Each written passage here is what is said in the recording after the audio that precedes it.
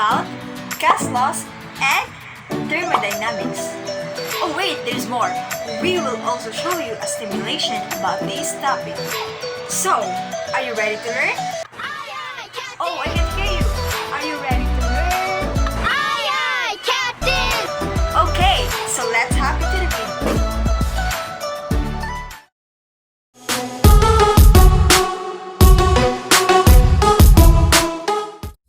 Created in the early 17th century, the gas law have been around to assist scientists in finding volumes, amount, pressures, and temperature when coming to matter of gas.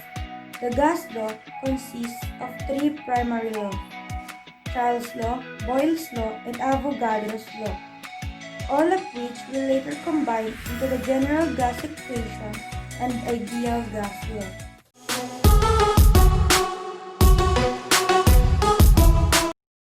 The three fundamental gas laws discover the relationship of pressure, temperature, volume, and amount of gas. Pressure is the force applied perpendicular to the surface of an object per unit area, over which that force is distributed. Temperature, the degree or intensity of heat present in a substance or object, especially as expressed according to a comparative scale and shown by a thermometer or perceived by touch. Volume, the amount of space that a substance or object occupies or that is enclosed within a container, especially when gray. Let's get started.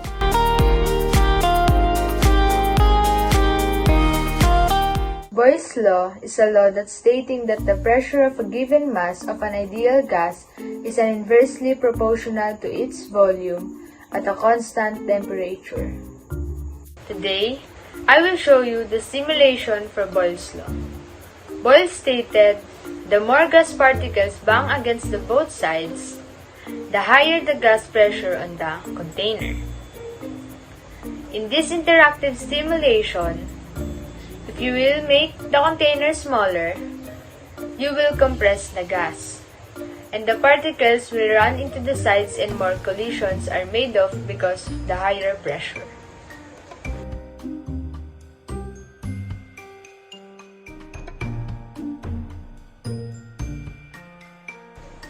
But if you keep the amount of gas particles constant, and you make the size of the container bigger, there will be forever collisions per second on both sides. My conclusion for this law, both pressure and volume are inversely proportional to each other. When pressure goes up, volume goes down. When the volume goes up, pressure goes down.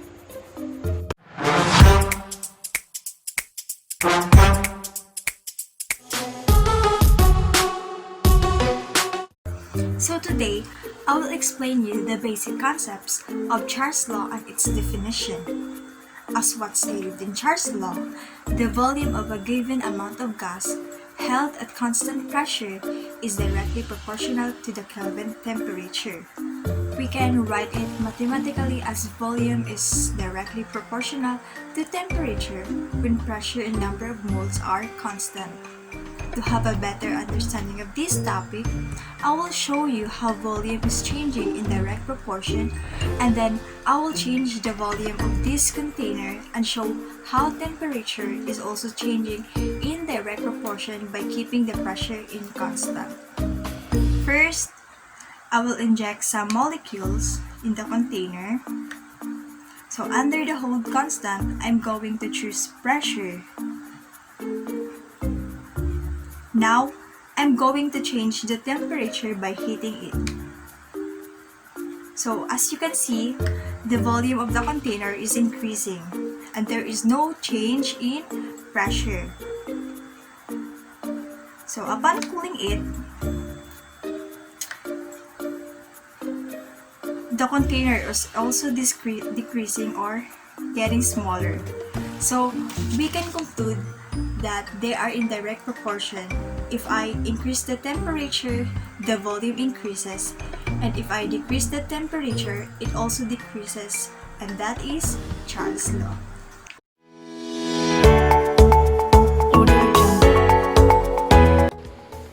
Avogadro's law is an experimental gas law relating to the volume of a gas to the amount of substance of gas present.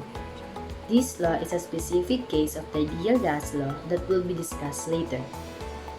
It also states that equal volumes of all gases at the same temperature and pressure have the same number of molecules. Or in other words, Avogadro's law tells that the volume of gas is directly proportional to the number of moles of gas. For the example, I will show you the simulation activity for Avogadro's law. You will see here, as I put more amount of moles of a gas to the container, the volume is also increasing.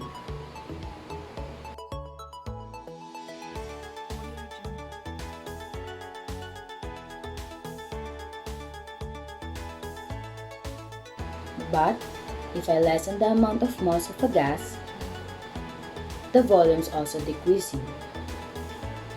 You will also see here, as the volume and number of moles of gas changing, the pressure is also changing because volume and amount of moles affect pressure. So, for my conclusion, the volume of a gas at a constant temperature and pressure is directly proportional to the number of moles of gas.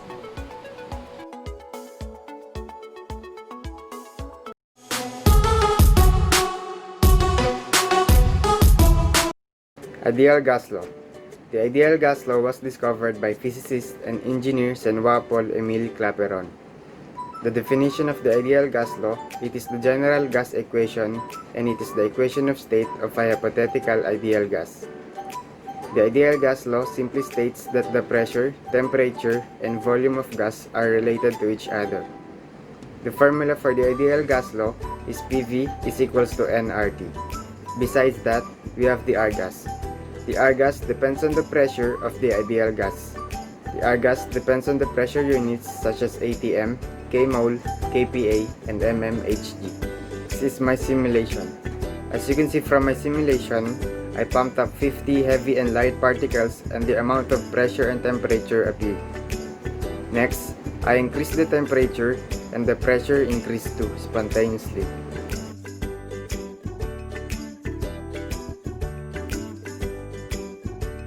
And as I reduced the temperature, the pressure decreased too. Next thing I did, I enlarged the volume of the container and the pressure decreased. And as I minimized the volume of the container, the pressure increased. It just simply showed that the pressure, temperature, volume are related to each other in ideal gas law.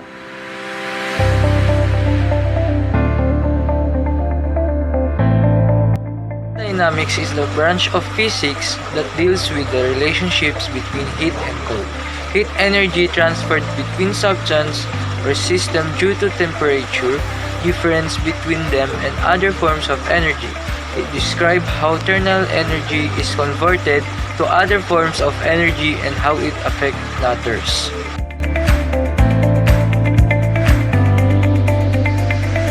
We'll also discuss the fundamental principles of thermodynamics. These principles were originally expressed in 3 laws, and these are the first law, second law, and third law. Now let us hear and learn the laws of thermodynamics.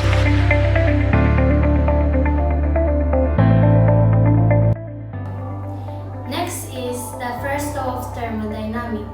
The first law of thermodynamics is a version of the law of conservation of energy, adapted for thermodynamic processes, distinguishing 2 kinds of transfer of energy, as heat and as thermodynamic work, and relating them to a function of a body's state, called internal energy.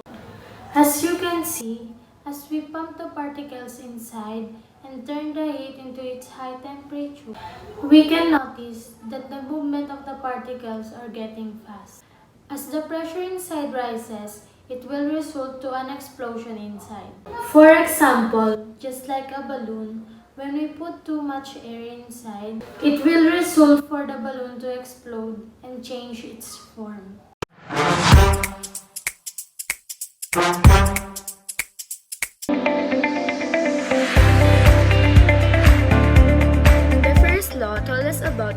relationship between the internal energy, heat, and work.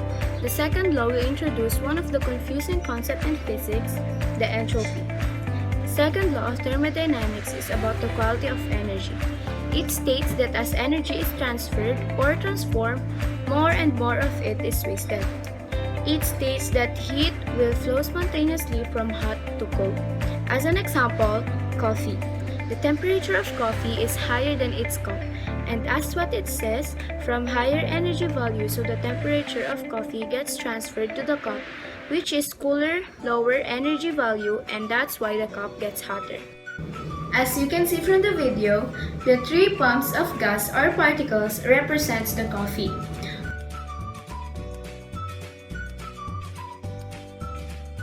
Particles were suddenly heated that caused the lid to break, and as heat leaves the cup, coffee lowers its temperature, and that's why its particles is decreasing and is slowly losing energy.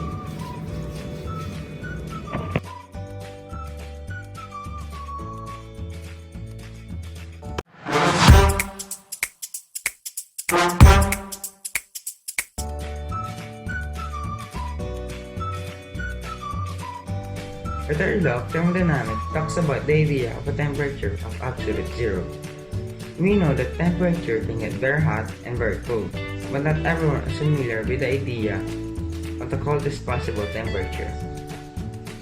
We know that as the temperature decreases, the internal energy of system decreases, as does the kinetic energy of each particle. As the temperature becomes very cold, the particles slow to a complete stop.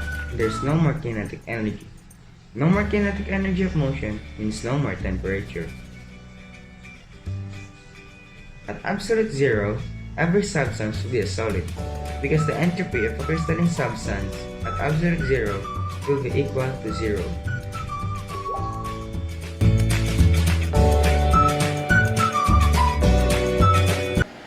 And now that we've done showing you the definition and simulation example of gas law and thermodynamics, we hope that you enjoy and learn something from us.